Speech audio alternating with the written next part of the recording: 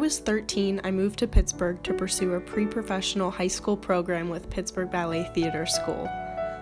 All of the hard work I had put in for years had finally paid off, and I was on my way to a professional ballet career. I had dreamt of it since I was 4 years old.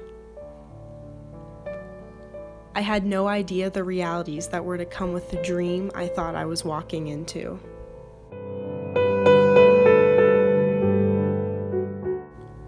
Suddenly, life as I knew it was over.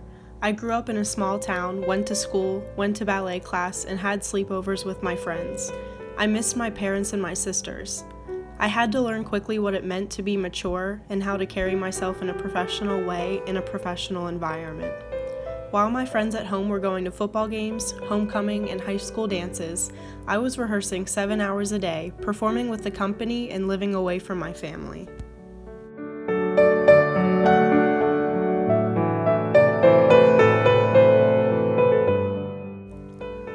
Within the first week in my dormitory, I heard my roommate purging for the first time.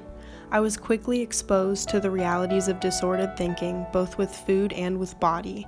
And through my roommate, I was taught directly of the inner workings of eating disorders.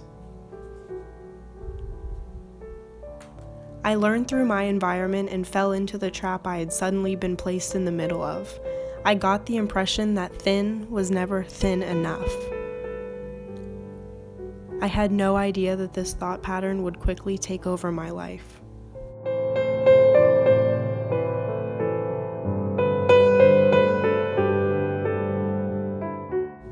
I had never come face to face with these issues before.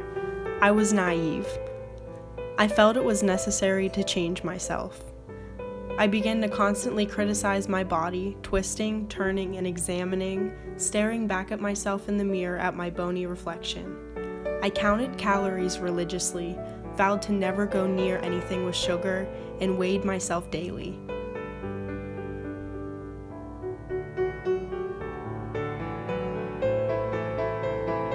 At 15 years old, I weighed 100 pounds.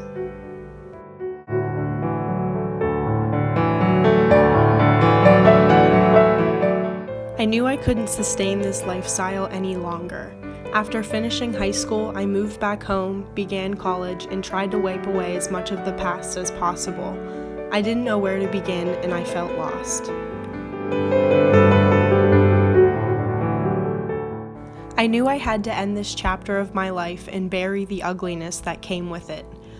But out of that ugliness, I found a profound sense of truth. I came to terms with the fact that I needed help, and it wasn't easy. I had lost the identity that defined me since I was 4 years old. I had not sat in a classroom for 4 years, and I went from dancing 7 hours a day to 0. I felt alone and different from everyone else. But along the way, I found a new hobby in strength training. For the first time in my life, I was excited by the idea of not having to be as thin as possible, and I began to put on muscle.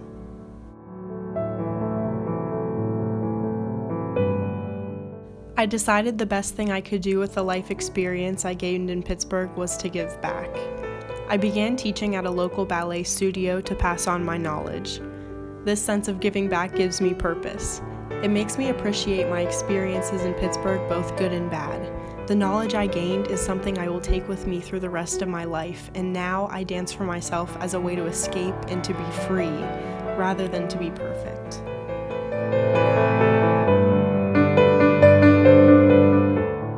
I use my past experiences to encourage my students to eat healthily and to eat a lot.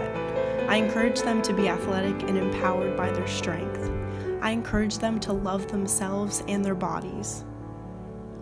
Ultimately, I encourage because my hope is that none of my students will have to face the psychological turmoil I once had to endure.